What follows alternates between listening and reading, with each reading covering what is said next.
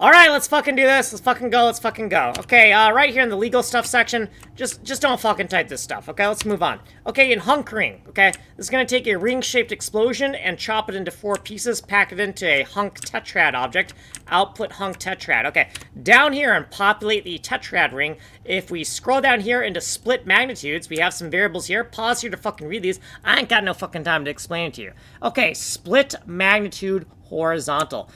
If the anchor points, the left and right anchor points, or the left and right edges of our ring-shaped explosion are in different levels, we'll do something different here. But if the left and right edges of our explosion are in the same level, then we're going to get the magnitude of the top and bottom edges of our explosion. We're going to see if that is greater than 2. If it's not greater than 2, then the magnitude for our jump amounts for left and right are going to be 0. Otherwise, we're going to take magnitude, subtract 2, divide by 2, floor the result, and that's the amount we're going to jump from the left to the right, and the amount we're going to jump from the right to the left. We also need to add a 1 if we have a uneven amount, right? Because if it can't evenly be divided by 2, we have to add a little bit of asymmetry there so the gap is closed when we draw our explosion.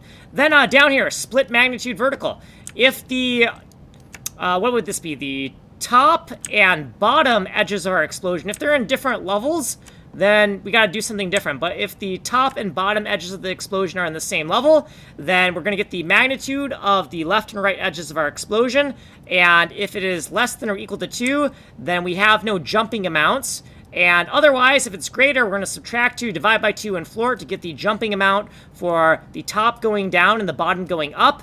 Optionally add a 1 if we have an uneven amount. And then we're going to load those magnitudes right here. So this is the hunk vector magnitude x, and we can see magnitude left and right here. So the top left is going to have magnitude left going to the right. The top right has magnitude right going to the left, right? And then right here, we have the y vectors, right? So magnitude top for the top left and right going downwards, and then magnitude bottom for the bottom left going upwards. And then we're out of fucking time. You want a longer explanation? Go here, because I ain't got no fucking time here. My name's Kanji Coder, making a game engine.